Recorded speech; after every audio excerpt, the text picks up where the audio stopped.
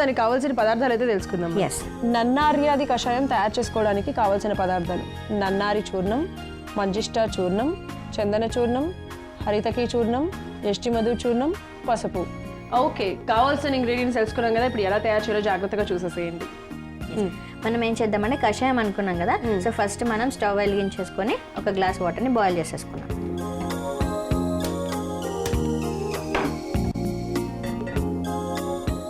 ఒక గ్లాస్ సరిపోతుందా?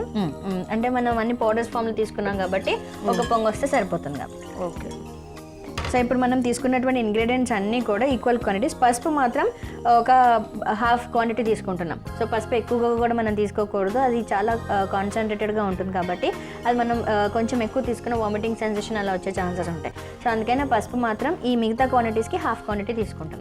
సో మిగతావన్నీ కూడా మనం ఒక చిన్న బౌల్లో వేసుకొని వేసేసుకున్నాం. ఓకే, సో ఇలా మనం స్టోర్ కూడా చేసేసుకోవచ్చు అనమాట. సో నన్నారి చూర్ణం ఇదంతా కూడా వేసేసుకుందాం. ఓకే, మంజిష్ట చూర్ణం, చందన చూర్ణం, ఓకే, యష్టి మధు చూర్ణం, హరితకి చూర్ణం అంటే కరక్కాయ, హరితకి అంటే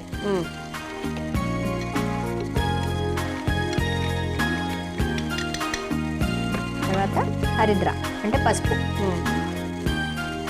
సో ఈ మిశ్రమాన్ని అంతా కూడా మనం చక్కగా మిక్స్ చేసేసుకుందాం. ఓకే ఓకే, సో ఇదంతా మనము ఒక 1 month పాటు నిల్వ ఉంటుందండి ఎయిటెడ్ కంటైనర్లో కనుక పెట్టుకున్నట్లయితే. ఇవన్నీ కూడా మనకి ఈజీగానే అవైలబుల్గా ఉంటాయి. నన్నారి పౌడర్ అంటే కూడా మనకు మార్కెట్లో అవైలబుల్గా ఉంటుంది. మిగతా అన్ని కూడా మీకు ఇప్పటికే సుపరిచితంగా ఉన్నది. మంజిష్ట చూర్ణం కానివ్వండి, హరితకి చూర్ణం అంటే కరకాయ చూర్ణము, యష్టి మధు చూర్ణము. సో ఇవన్నీ కూడా మనం ఇంట్లోనే సేవ్ చేసుకొని పెట్టేసుకోవచ్చు. ఇప్పుడు దీంట్లో వేసేద్దామా? ఇప్పుడు ఒక స్పూన్ దీనిలో వేసేద్దాం. హాఫ్ స్పూన్ వేసేద్దాం. అంటే మనం ఒక గ్లాస్ తీసుకున్నాం కదా, సో ఒక హాఫ్ స్పూన్ సరిపోతుంది. ఒక పొంగు వస్తే సరిపోతుంది మనకు మంచిగా. ఓకే, అండ్ దీంతో మన చర్మంలో ఉన్నటువంటి రంగు కూడా మంచిగా నిగారింపు వస్తుంది అనమాట. ఎందుకంటే మంజిష్ట వాడుతున్నాం కాబట్టి. సో బ్లడ్లో ఉన్నటువంటి ఇంప్యూరిటీస్ అన్నీ కూడా మంచిగా వెళ్ళిపోతాయి. అండ్ ఇంకొకటి ఏంటంటే మనకి ఇమ్యూనిటీ కూడా బాగా పెరుగుతుంది. ఓకే, సో ఇది అయిపోయింది కదా? అయిపోయింది. స్టవ్ అయితే ఆఫ్ చేసేస్తున్నాను.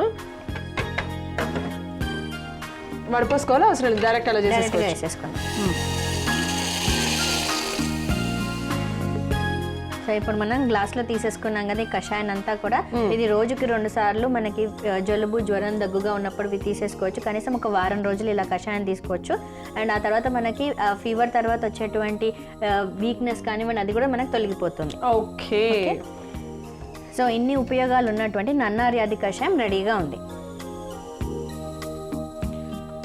సో చూసారు కదా, నన్నార్యాది కషాయం ఎవరెవరు తీసుకోవాలి, ఎప్పుడు తీసుకోవాలి అనేది. సమ్మర్ సీజన్లో కూడా జలుబు, దగ్గు ఎందుకు వస్తుందా, అబ్బా కోల్డ్ ఎందుకు వస్తుంది, అసలు ఏంటి అని 100 రకాలుగా ఆలోచిస్తూ ఉంటారు. ఆ ఆలోచనని మానేసేసి ఇప్పుడు మేము ఏదైతే ఒక ఔషధం ఇచ్చామో, అది కూడా సంజీవిని లాంటి ఔషధం అందించామో మీ అందరికీ, దీన్ని ఫాలో అయితే చాలా హ్యాపీగా అన్నీ తగ్గిపోతాయి, మీ అందరూ ఆరోగ్యంగా కూడా ఉండొచ్చు. మరి దీనికి కావాల్సిన పదార్థాలు తయారు చేసే విధానం మరొకసారి మీకోసం. నన్నార్యాది కషాయం తయారు చేసుకోవడానికి కావాల్సిన పదార్థాలు: నన్నారి చూర్ణం, మంజిష్ట చూర్ణం, చందన చూర్ణం, హరితకి చూర్ణం, యష్టి మధు చూర్ణం, పసుపు. నన్నార్యాది కషాయం తయారు చేసుకునే విధానం: ముందుగా ఒక బౌల్ తీసుకొని అందులో నన్నారి చూర్ణము, మంజిష్ట చూర్ణము, చందన, హరితకి చూర్ణం, యష్టి మధు చూర్ణము అన్నీ సమపాళంలో వేసుకొని 1/2 చెంచా పసుపు కూడా వేసి కలుపుకోవాలి. తరువాత స్టవ్ వెలిగించి గిన్నె పెట్టుకొని 1 కప్పు నీళ్లు పోసి వేడి చేసుకోవాలి. నీళ్లు వేడయ్యాక కలుపుకున్న మిశ్రమం 1 చెంచా వేసుకొని ఒక పొంగు వచ్చేంత వరకు మరిగించి స్టవ్ ఆఫ్ చేసి గ్లాస్లోకి వడపోసుకుంటే జలుబు, జ్వరం, దగ్గు, వీక్నెస్ను తగ్గించే నన్నార్యాది కషాయం రెడీ.